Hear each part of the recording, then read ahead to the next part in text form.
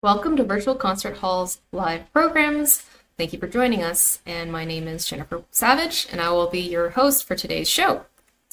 Today, we'll be exploring defining what the best is as it relates to our lives and experiences anywhere from the lens of musician, artist, manager, performer, and all the way down to the eye level of the crude and unfiltered human being. The best.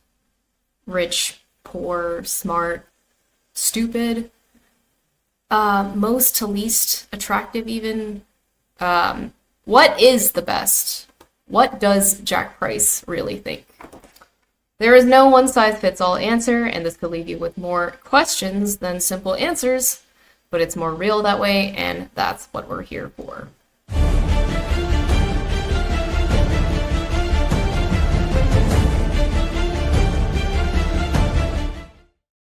And here is a little preview to recap our last episode. Check it out. It's life itself. So really intense.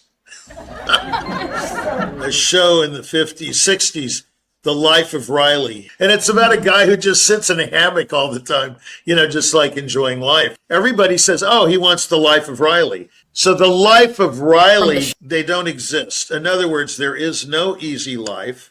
There is no difficult or hard life. There's no normal life. There's no any kind of life. There's just life. Hey, how many hours a day do you practice? This is a famous pianist. He goes, I don't practice. I said, I know, it sounds like it. He said, that's rude. And I said, no, it really is true. You're very gifted, but it sounds like you never practice. So in other words, it was just life. I'm not criticizing the guy. I'm not praising the guy. I'm just saying this is what it is. And that's what life is. Life is not easy, but is it really difficult? Not really, because she's so gifted. See, you can go around and round and around this thing. I think everybody wants that life of Riley. They want it, but then they think, wow, that's really boring. I'd much rather have breakthroughs at the piano. Come out of my practice room going like this all the time, throwing and my on arm stage, up in the air. right? Yeah, on stage. I would do this. Too. And then they said that my tongue would hang out like that, and then I would come through with my breakthrough. They say, oh, there's Richie with another breakthrough. And I would say, yeah, man, you can't believe it. I'm just dangling my wrist today, and it's like effortless. And of course, we know that's not true because tomorrow it's going to be hanging from the keyboard, and I'm going, it's totally effortless. It's just like, it's such a joke. Yeah. It's a joke. Right. Yeah, I just had a breakthrough at the sink earlier. Yeah, I turned this bottle one way and it fit just perfectly with this other bottle. Wow. And I go, and I do it, and I say, breakthrough. There's this man, right? At the end of his life, he goes, is that it? Is that all there is? But there isn't, because his life was his life. That's life. Being human is to challenge and to say, I want more. Give someone 2 pieces of candy and they want 5 more. Never. Nobody's ever content. Life's too complicated to have a life of Riley. Somebody say, oh, I have such a hard life. It's just, I have to do this. I have to take the kids and I have to go across town. It's 100 miles a day. And what's the point of complaining when it does absolutely no good? There's no benefit. Well, one thing that's good about stress, if you release it from time to time or often, you won't get cancer. That's what they say. The conductor, Gustav Meyer, had it for 20 years, and he did everything. He is an example of the good cancer life. And that is, he never complained. He just did the best he could. He never complained about anything. To him, it was not a hard life. It was a challenge. And he met that challenge. How about that you're an example to other people? Wow, I'm so grateful that I can walk. And that was our last episode, episode 3's recap. And today, I'm excited to be joined live with co-host and celebrated partner in crime, Igor, otherwise known as Jack Price.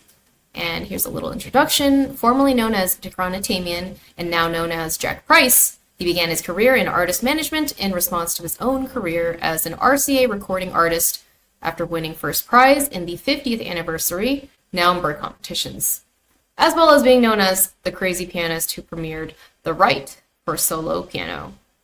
Well, welcome to the show, Jack Price. Yep. Keep it coming. Yep. Thank you very much. Yeah. And we do want to mention that was a great little intro by Sarah Jane Sion. Yes. Amazing jazz pianist. Thanks to Sarah Jane Sion. She wrote a beautiful piece. I enjoyed it very much. A little waltz for Jack Price. Okay, it's our theme song, yes. Yeah, it is. It sure is. And so let's see what is behind the first door for us today.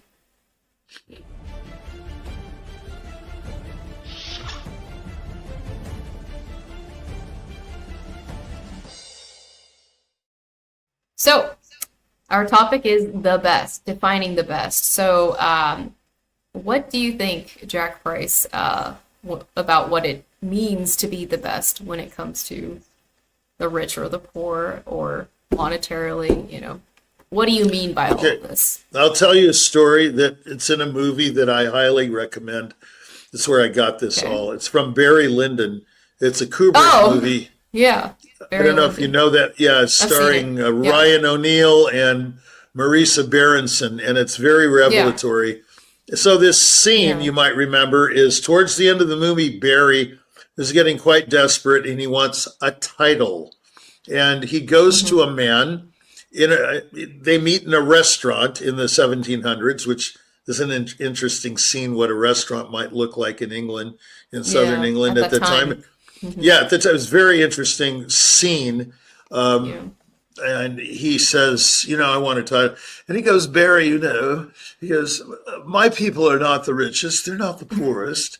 They're not the most beautiful, not the least beautiful. They're not the most wealthy and not the least wealthy. They're the best. And so they are simply the best. They're simply the best. And I didn't know exactly what he meant until I started thinking about it, because I was very young when I saw the movie. Yeah. This is like 1974 when it came out. And I was there the first day it came out. Anyway. Oh, wow. Yeah. I love movies. And so I went to the movie and I thought, what is he talking about? What is this best thing? There's no best. I might think I'm the best, and the next guy thinks he's the best. That's not what he's talking about. Okay, so overall, before the three doors, this story is basically saying that the best is a combo burrito. That's what the best is. It's like going to Taco Bell or burrito. Yeah, it's like going to Del Taco, which is where I go often, and you get a beef and bean and something burrito. In this case, it would be all in several. There. It would be several ingredients: pico de gallo and jalapenos and all that. Yeah. So the idea of the best means the package. So when people say, "Oh, she's so beautiful," but what about the rest of her? Okay. Or the guy, he's so gifted. What about the rest of him? Or he's so rich. What about the rest of him? The idea of, he's so rich, he can do whatever he wants. Not so. The idea that she is so beautiful, she's a model, a supermodel, she can get any guy. Not so. It's the best. The best is the best. It's undeniable, and it's not definable. You can't really definable. You can't really define the best. You see it and recognize it when you hear it, when you see it. You can't define it as a combo burrito, like you're saying? No, yeah. For me now, for example, the best cologne in the world is by Hermes or Hermes. I don't know.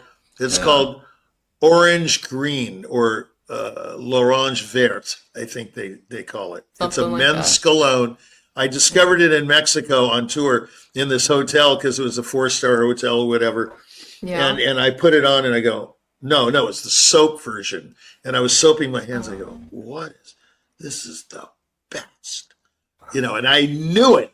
right? Okay. And I've stuck to it ever since, and I've got like 9 bottles of So this stuff here. then there with soap you can, and this Hermes soap fragrance, you can define Check it the out. best. Yeah, But yeah. If you want to get what a nice about- present, you want to get Right. a nice present Amazing. for somebody, get orange, green, anything. The Duly noted. soap, the Right. body wash, Yeah. everything. It's the best. Okay, The so best. when, okay, but when so you can define it the best when it comes to soap. But what about when it comes to, Barry Lyndon's example and just people in general? let's go back to rich and poor, right? That's what this story is about. Rich and poor. Okay, Yeah. why would I think that someone was the best? Because they were rich or poor. Sometimes you can describe something as exquisite, like exquisite pain. Have you ever heard that phrase? Exquisite pain. Sure. Mm-hmm. Yeah, it's Yeah. like the pain is so perfect and so It's intense exquisite somehow, that it's right. exquisite. Yeah, I know. Mm-hmm. And besides, what is the meaning of the word exquisite? Does it always mean fantastic and beautiful? Right. No. Is it always a positive connotation? Yeah, exquisite is most probably defined as the ultimate in its genre. Like pain is right. not something. It's not something we enjoy. Pain is not something we like. But exquisite pain means the ultimate pain, or the ultimate in pain, Mm-hmm. or an exquisite sound is the highest ultimate. level. It's the highest level of that sound is. I would say, an exquisite sound would be, from a pianist standpoint, most definitely the Mason and Hamlin piano. It's exquisite. The sound is beyond any Steinway. Oh, it's absolutely, it's like bell-like. It's like each note has a cotton ball around it. It's just so beautiful, so full. A great Mason and Hamlin beats any piano. I don't care, Fazioli, all of those. They're too tinny, they're too brassy. The Mason and Hamlin 9-foot can be exquisite. I'm not saying they all are. They all are. But in terms of music, since this is sort of a musical show, there we can draw this analogy between exquisite and a piano sound. I think the most exquisite sound and the best sound can come from a Mason and Hamlin for a pianist. This is just my idea. So this describes my idea of the best. Right. But if it is a combo burrito, then the Mason and Hamlin sound comes from, the Aeolian Harp Company made it. This is the original company, and they must have super strings and super soundboards and super, wood. Everything, everything. Materials, all that. The materials going into this piano have to be superb, I would imagine. How can you make something from mediocre stuff? You can't. Yeah. So anyway, that's the idea of rich or poor. In other words, if someone is poor, they can be absolutely exquisite. Or if someone is rich, they can be exquisitely wealthy. You see, or exquisitely poor, meaning they live in the worst slum ever, but they might have some fantastic qualities that override their poorness. In other words, it doesn't matter really what you are, as long as you're the best. Like I say, your usage of the word exquisite is of the highest level in its genre and the best, the most exquisite in its genre when it comes to rich and poor. Is the highest level of some metric. I haven't looked up the word exquisite in Webster's lately, or Google, or grokked it, or any of those AI things, but it doesn't matter. My version of exquisite is the highest level, so you might say the best. That's where I get this theme. So rich, poor, it doesn't matter if you're rich or poor. You see, in our society, it really does. But if you think about it, it does not. Well, yeah. So as you're saying, society kind of assigns connotations of the best being rich and the worst being poor, or arbitrary labels. It has to do with people's arrogance. It has to do with their feelings about themselves. How do they see themselves when they look at themselves in the mirror. Oh, I just look so fantastic. And how do they compare themselves to others? It's like, it's all this indulging of what they think something is. They think something great is rich. I know somebody that's worth, I think, roughly $48 billion right now. I know them personally, and believe me, they have problems. And so in other words, it means nothing. They're not the best. I don't know. This person might be the best, but I didn't examine it fully to find out. I didn't, I don't know them that well. So the point is, it doesn't matter what you are as long as you're the best at it. For example, I'll go to McDonald's and I notice, the level of service has dropped considerably over the years, and so they have a very bad, what do you want? What do you want? Where you go to Chick-fil-A or In-N-Out Burger and they go, hi, what can I do for you? Well, they're making more money. Okay. They're happier. They have a different background, but the people at McDonald's, it's like, come on, be the best you can be. Make the best iced coffee you possibly can make. Why would you want to make the worst iced coffee for your customers? Be the best you can be. Nixon talked about it too. Everybody should do their job to the hilt. That's what he said. Hilt. H-I-L-T. I love that word. Like the hilt of a gun. Why should you do your job? Why? Why do you think so? Because it benefits everyone. In other words, they're doing what's necessary. So you have to think a bit outside of yourself again. This is the kind of a prerequisite in a lot of these things. You can't just think in your own lane. I mean, why is because it goes back to Dr. Nash's idea, A Beautiful Mind. If everyone's doing well, the economy's doing well. If one person succeeds and gets all the gigs, like, say, Van Cliburn, let's say he's the only pianist in the world. He's getting millions of dollars all over the band. Nobody else is getting any engagements. There's no economy. There's no industry. There's just Van Cliburn. It's like saying Democrat, Republican. And if everybody thinks Democrat, then it's just Democrat. There is no Republican. Right. Or there is no independent. It's all one. It's homogenized. It's all the same. That's what makes life spicy. It's the spice of life. No, the differences. Our differences define us. Not the fact that we think alike means nothing. It's that we have an idea, that we believe in this idea, and maybe the next person doesn't. That's the spice of life. Okay. Yeah. So let's pivot here with a little clip to feature right here on Jack Price is Right. So stay tuned.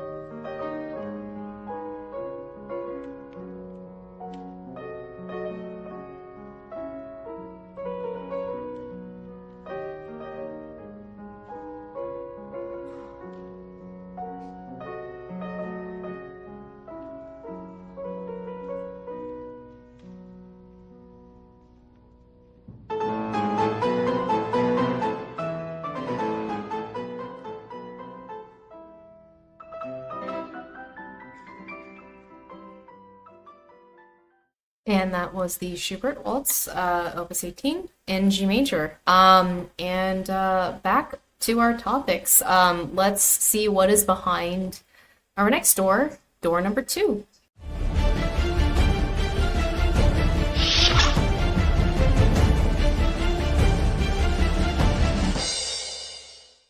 Okay, so defining the best when it comes to gifted or non-gifted. What do you think, Jack Price? Well, it's like we started the show 8 million years ago. What's gifted? What's not gifted? I mean, who are we to judge? See, this is another thing, but we have a standard. You see, this is the difference between convention and out of the box. Okay. What some people think is a genius, SAT scores and all that, a genius quotient, IQ. People have found now that IQ is totally different with each occupation. Yeah. Like some people have a high intelligent quotient for sensitivity, for being poetic, musical talent. It's not going to always equate. It's not going to always equate to high scores on tests. What's their IQ? Because they're so brilliant, or it's not necessarily quantifiable by a number. Not really, because everybody has their own thing and everybody's different. But in terms of intelligence, in terms of gifted or ungifted. Right. I think we can safely say when we hear something like Clyburn's Rachmaninoff Third from Carnegie in '58, right after he won the Tchaikovsky, as something it's a milestone. It's quite gifted playing. It's incredible. To me, the best. To me, it's the best recording of the piece in terms of the package, in terms of every element. Really, it's polished. It's exciting. It's brutal. It's poetic. It's everything. Exquisite. It's exquisite. It really is. All the other ones since that '58 recording, to my taste, sound like, oh, is that really the piece? Because I'm so keyed into his sensitivity. It's just fantastic. He feels that piece better than anybody. Now, does he feel every piece like that? No, he does not. Okay, this is a long history. Instance of it. Yeah. So in other words, most gifted, most ungifted. Yeah. What I would say is the best in this category is something that's like a centrist, like a political centrist. Yeah. It's down the middle. They've got all the elements that make up a great package. That's the best. The combo burrito. Combo burrito. In other words, the most technically secure, the most musically satisfying, the most musically convincing, the most beautiful sound in terms of what we think is beautiful, meaning not harsh. Someone who plays big all the time, but it's never harsh. Gil Els, for example, his sound is like velvet all the time, no matter what he does. I mean, it'd be ferocious in the Tchaikovsky Concerti. He plays all three. I've heard them. It's ferocious playing sometimes, but it's always beautiful. Always. Yeah. I heard him play the symphonic etudes once in Carnegie. It was absolutely unbelievable performance. Wow. Note perfect. He wasn't always note perfect. He missed a lot of notes sometimes, but he took chances. He didn't care. He goes, I don't care, but this was a perfect performance. This was like, it wasn't recorded to my knowledge. That he probably has it in his archives. He's long gone, of course. We don't know where those archives are. But that performance is still ringing in my ears. I know exactly what he did. It was just unbelievable. It was on Halloween one year. I was living in New York, like '79, I think. And it was just sensational performance. So it was the best of the best, that kind of thing. Of the highest level for you. For me. And you've defined certain aspects, the most convincing, the most artistic, the most, purposeful, and the most beautiful sound. These specific criteria for you define what's the best in a performance, right? Yes, But what about other people that might define it as, you were saying, oh yeah, he missed, Gil missed some notes. What about some people? It could be different for other people where they're like, oh, absolutely. But for me, I must say, before all of that other stuff, note perfect, whatever, best sound, best aggression, best. For me, you have to say something. What Gilels did that night in that opening C-sharp minor theme, it just set the tone for the whole piece. He said something and it reached me deep inside. And I thought to myself, well, these variations or etudes or whatever are going to be very special just from the theme, just by the way he treated. Yeah. And it was, I mean, it was right to the end. It was just superb. But what all somebody else, all 30 minutes of it. And it's a very difficult piece, as you know. It's one of the most difficult to pull off, and it's very hard to play. So you've got that, whereas Chrysleriana, or something like that. Yes, it's difficult, but the piece. It's easier to understand. You can pull it off easier. Well, the symphonic etudes are so segmented, it's so. I mean, how do you put them together is the first question.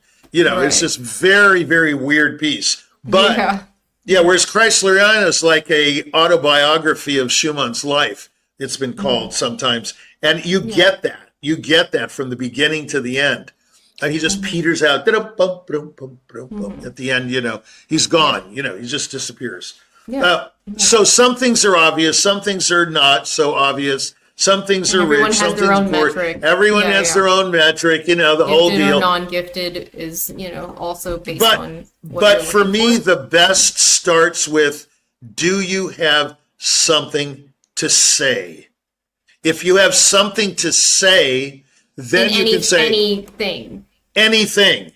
Then you can say, oh, he says it well, or he doesn't say it well, but he still has something to say. For example, like a Schnabel recording can be riddled with wrong notes, like his Schubert D major opus 53 sonata. Sensational recording, but it's just sloppy as all get. He probably didn't even practice, but he has an incredible technique. It's just, you can tell he didn't practice. It's a beautiful recording, but on a different level than this high gloss, high polish recording. You see what I mean? Oh, I see. Where it's high gloss, it's perfect, note perfect, amazing studio quality. But it says nothing. It's empty. Yeah. It's totally empty. Whereas Schnabel's D major is like a revelation. It's absolutely sensational performance. Does he rush? Yes. Does he miss some things? Yes. But is it technically unbelievable? Yes. See, it can have it all and still be, not perfect. Okay. Yeah. So, yeah. All right. That's it. So that's it for today. Thank you so much for being with us, Richie. That's all we've got today, the time that we have got for defining the best, as Jack Price sees it. And let's take a moment here to thank our partners and sponsors for supporting us all the way through. You can see so many different organizations that have contributed and supported us, and we're all sort of a team and on this together. And also, I want to mention that we are streaming on all the major streaming platforms, from Facebook, YouTube, LinkedIn, Instagram, even on Twitch. So, come check us out on all of these different platforms, whichever you would prefer to use. Also, a big shout out to our production team. As usual, today's broadcast was powered by Krisztian Palagyi, directing behind the scenes. Couldn't have done it without any of you, and we're sincerely grateful to have everybody along with us for our journey here. So with that, that was our show today on defining the best, and it's always fascinating to get into defining these terms and seeing how Jack Price sees the world, whether it's from life, like our last episode, or it's the best. This has been Jack Price is Right. I'm your host, Jennifer Savage, and I hope you've gotten a little bit of something out of it. I know I did. See you next week.